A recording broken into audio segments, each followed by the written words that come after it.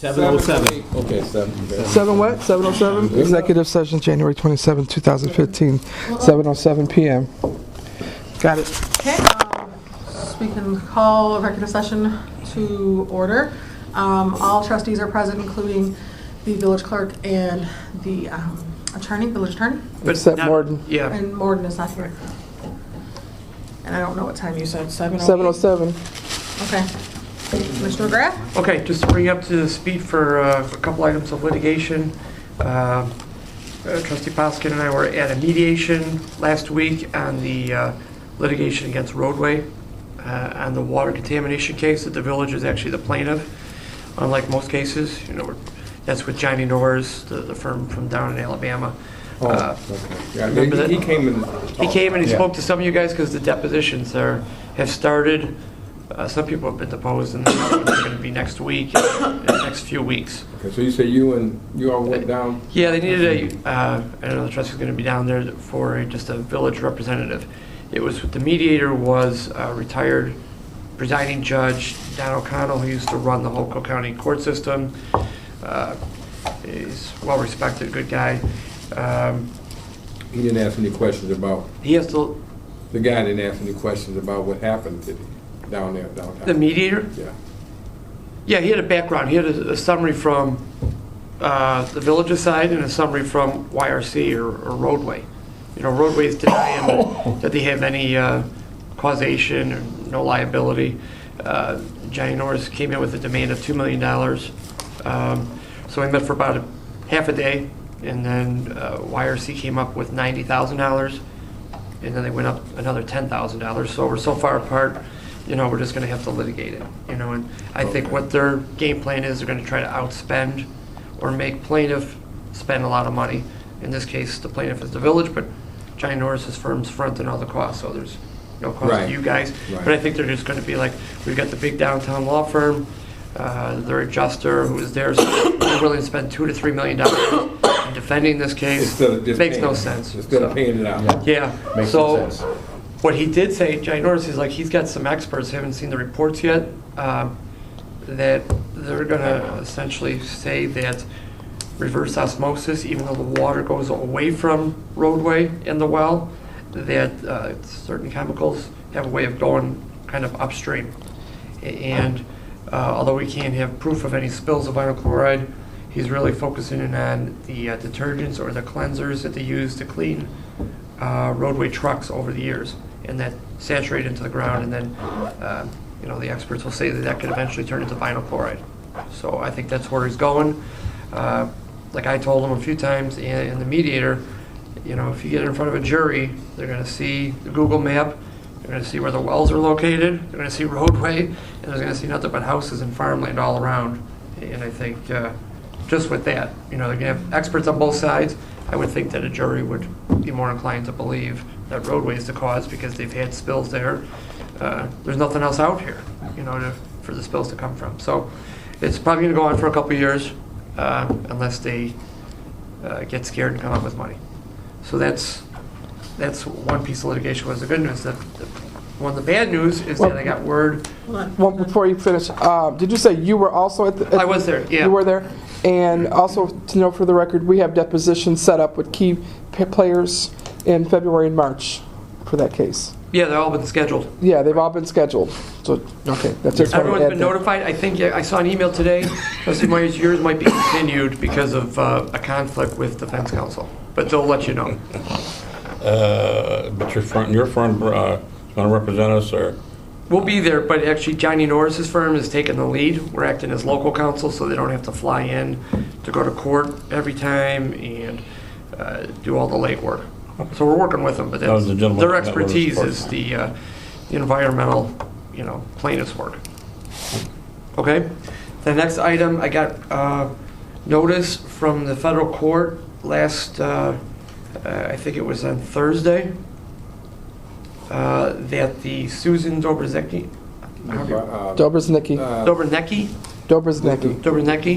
that matter had been settled. I know that you guys haven't been getting any updates about that case. I don't recall any of the attorneys that have been representing the village or the individual defendants coming in to give you updates about how the case was progressing, how depositions went, how, they haven't come up. So it kind of took me off guard that, I got an electronic filing from the federal court saying it was settled. So I reached out to the attorney who's been representing the village and the defendants and said, what's going on? Did you settle? He's like, yeah, we did. So he told me they settled it for $290,000. This was the case where Halivas and Salisbury and Mueller and Jim Vella. Grossman. Is there another officer? Jim Vella. And Officer Vella, when Ms. Dobrzinski's son was involved in some altercation, I think in Chicago Heights or South Chicago Heights. He was robbed, he was shot, she was distraught. She is an employee here, I don't know the woman, but she works here, and she was very upset and made some statements that Salisbury took that she was going to take her life, she's going to commit suicide, so she brought her to the hospital and had her involuntarily committed. She was in the hospital for 3 days, she was evaluated, and then she was released after 3 days. During that 3-day period, she had no information about how her son was doing, if he was alive or if he had died. While in the hospital, Salisbury and Halivas in the group took her purse and her keys and then went through her house.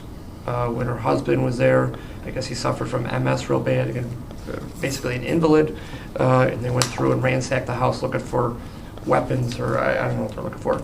So she sued for wrongful arrest, violation of her civil rights, going into the house. In the meantime, her husband's passed away. Her son survived, but she was detained against her will for 3 days in a mental institution or a mental hospital when there was no need for it. So procedures weren't followed. They have not settled with the hospital or the doctors that were seeing her. So, all I know is that it was settled for $290,000. It's up to you guys. You have to actually approve it. If you don't approve it, then the defense continues and you guys have to pay for it. I didn't have a chance to reach out to Mohan, but with the SRI, you guys have already paid $50,000 of the legal defense. I can tell you the legal costs for that firm are well over $100,000. And then you tack on the $290,000, and it's with IMRF. So that the bulk of the money won't come from you guys, but it's certainly going to affect you in the future with your loss run sheets and getting coverage in the future. And then you have the other pending cases that are going on. So you just need to be aware of that, and I'll let you know. But I have a copy of the complaints, the allegations. You guys know the players much better than I do. But it's a big settlement, and then the woman's probably, and looking at it from my angle, I think that she's going to get more money from the hospital and the doctors too. But that doesn't affect us. It doesn't affect you guys. Okay. That's a question. Is that's Sue that works here? Mm-hmm. Okay. She's an older Yeah. woman. She I'd say works older, here. but 50-something. oh, she's not older than. Now we back here in executive session because this is private, right? This is private. The lawsuit is not private, and then the settlement has to be on the agenda, so that's why it's on the agenda for approval. I got a phone call about this whole situation. Every word for word what you're telling me right now, earlier today, from a resident out here in Sauk Village. I said, they said, do you know about that? And it's going to be $290,000 we got to pay because they beat her son up. I was like, who told you that? They was like, you don't know about it? I'm like, no, I don't. It has nothing to do with beating her son up. I'm just saying this was what was told to me. But this whole situation, I'm just... When did this happen? What year did this happen? November of 2009. Yeah, it's a while ago. And you did say we weren't getting updates from the other attorney like we should. Well, since I've been here, Right. I don't remember getting anybody requesting to come here or advising you guys or giving any memos, and they certainly haven't updated me. I can No. tell you that I'm opposite sides with that firm. Case with another community, they've never mentioned anything So to newer me. trustees wouldn't have been informed because we weren't getting counsel coming to update us. Which is actually wrong. They're supposed to come in and get updates at least once in a while. And then Right. if it's going to settle, It's on the agenda. That's Yeah. where I was going to say. The resident anybody who has access to the agenda, I mean, it's posted 48 hours in advance, it's online, it's posted here, anybody would see, and if they know who Sue is, and they, I mean, they can, or even if they don't know who Sue is, they can see. And it also talks about the people, right? The people It's got involved. the Yeah, caption. it's got everybody, Jim Vella, Rebecca South, it's all right They here. told me all of It's that. on your agenda. They told But me when it all of happened, that. I'm sure it was discussed in the street. A lot of people remember it.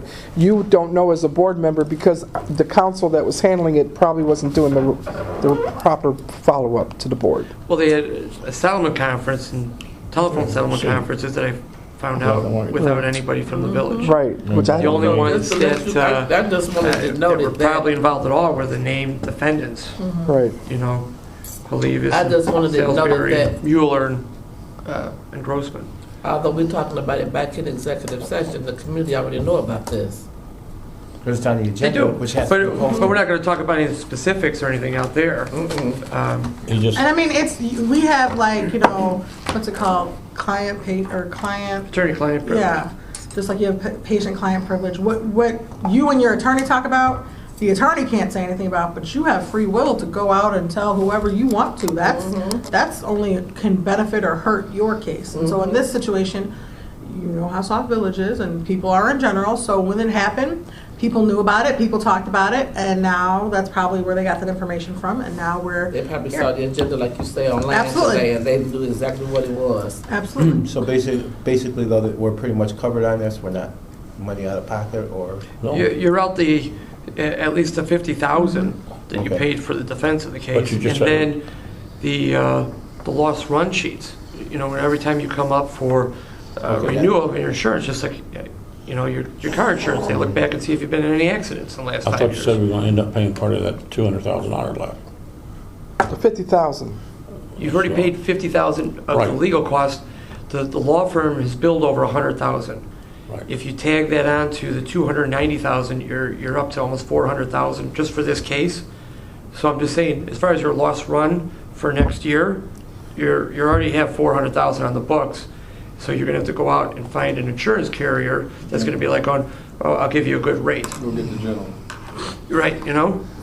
That's what they're gonna look When at. you say the law firm has billed over 100,000, do you mean the On this case. the other law firm or The other. Yeah, her law firm. So that's what he's saying. No, 290 not plus her. 100 No, not The her. firm that was The defending firm the that's- village. Right. Her law firm. Our law firm. Yeah, defending the case. Oh, why is he charging us? Thought he was trying to. You defend. Oh, yeah. Same reason why, okay. oh, No, no, no. don't charge us. They- I mean, The they- insurance company pays for that though. Yeah, but it's They still. do, but it's still a Oh, cost. it's still a cost. Okay, okay. Still a cost. All right, okay, I'm just saying. Whatever. Still a cost, they look at it, it's like- $50,000 That's that we true. have to pay. I got you. Everything else, trustee All right.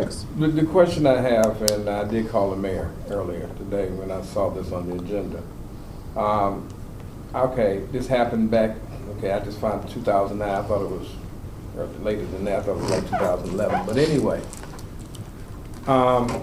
As you stated, we're gonna be paying high rates now. Whenever we you know, who's gonna look at us and they look at our sheet and see that in the last few years, we paid almost $1 million in personal lawsuits. And, but my question is, I wanted defendants, plaintiffs, whoever it is, I wanted them back here so we can find out what happened. Who dropped what ball, is there any explanation, who said what, and not only that, you know, there was no repercussions behind this. We just paying $290, $390, whatever the case may be, out because of somebody's negligence, because of what happened. I would have thought that, because I thought this case really had gone by the wayside. I hadn't heard anything in years. I figured, I said, okay, well, maybe she didn't get anything. Now you kind of find out this is just step one of many steps that were taken, I mean, that are being sued on, but what type of repercussions, what do we, you know, I don't even know the whole story. You said more today than I even knew that. Me too. You know, that it was, I knew that she was committed, but I didn't know that they had took her keys and ransacked her house and all this and that. And I thought maybe she went on free will to the hospital. So what gave them the right to go in her house, to do all these different things, and there's nothing said, there's nothing from, like you said, 2009, at that time it was Towers and Roger, but I think it was Towers, I'm not sure, I think it was Towers. November 2009 would be November, then it is Towers. Yeah. But I mean, but to have no, and I think at that time it was, if it was 2009, then that means Becky was, She was the acting chief. she was acting chief, because that's right after Martin was let go for lying.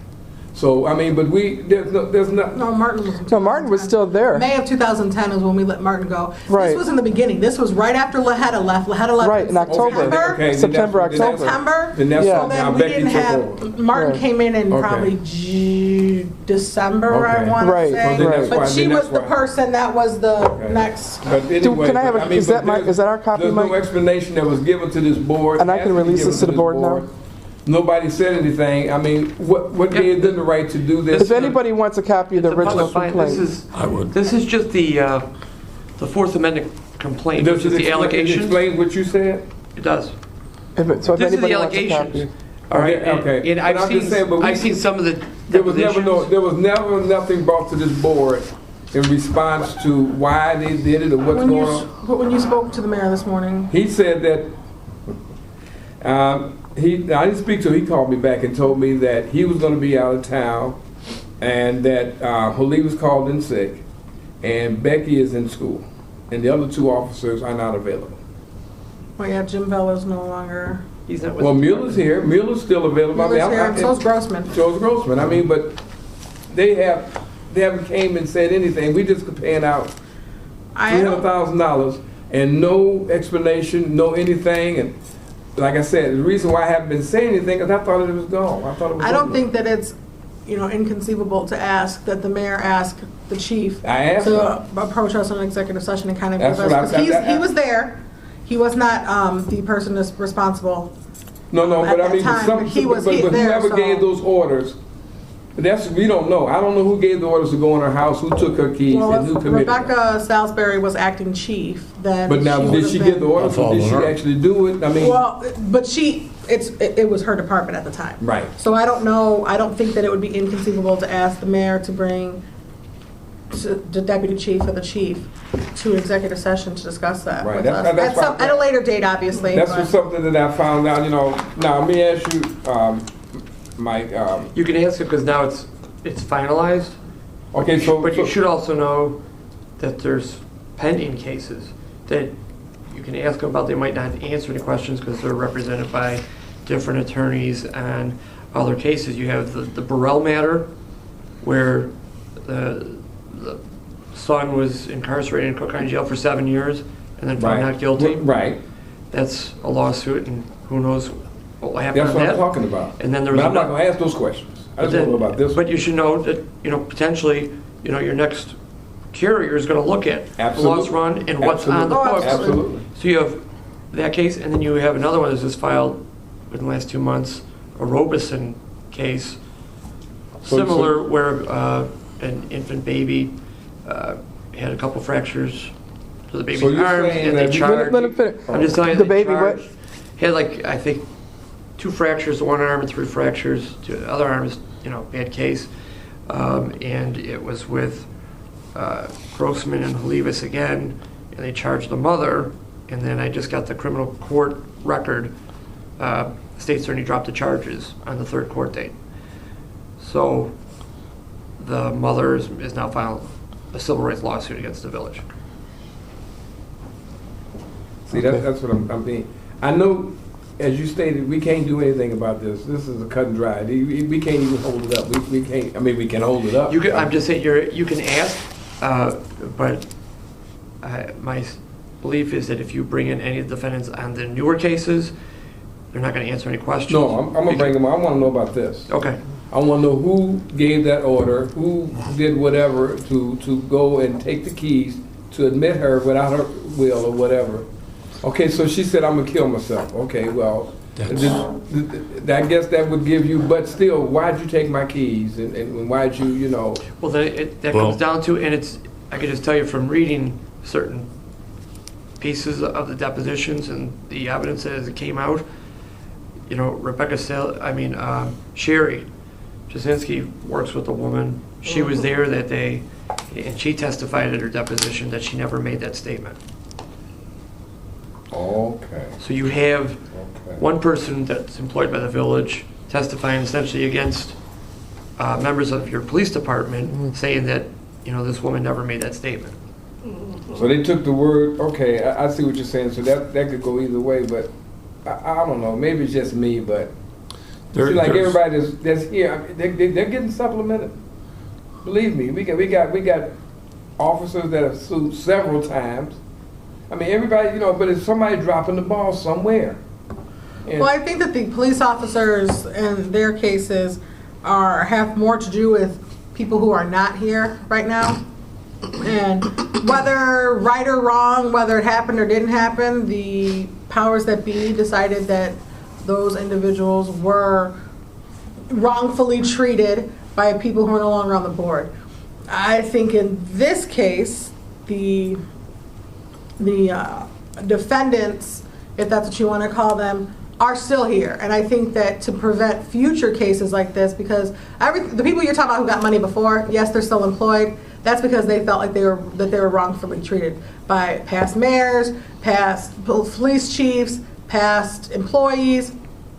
In this situation, what concerns me is that you have 3 cases that have just come out relatively within the last 6 months that are all involving the police department and the wrongs that they did. And I think that that's something we can possibly try to control, whereas the other stuff we can't. No. So I think that I think that not talking about the 2 cases that are still pending, No. this case being done, I think that it would behoove the village to kind of see kind of what's going on and have the mayor kind of stay more on top of, and myself as the liaison kind of stay more on top of what's going on.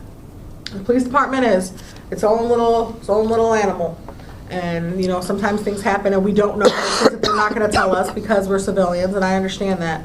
But that's why I'm saying I think we can start with a conversation, not necessarily pointing fingers and why did you do this, why did you do that, but a conversation of more informational speaking, like what happened.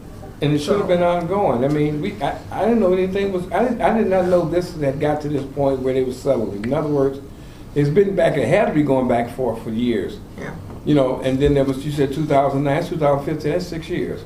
So, well, 5.5. But still, it was some dialogue was going. We weren't updated. We weren't told that this was actually happening. We could have asked a long time ago and probably said, okay, at least find out. Now, all we think we're doing now is writing checks.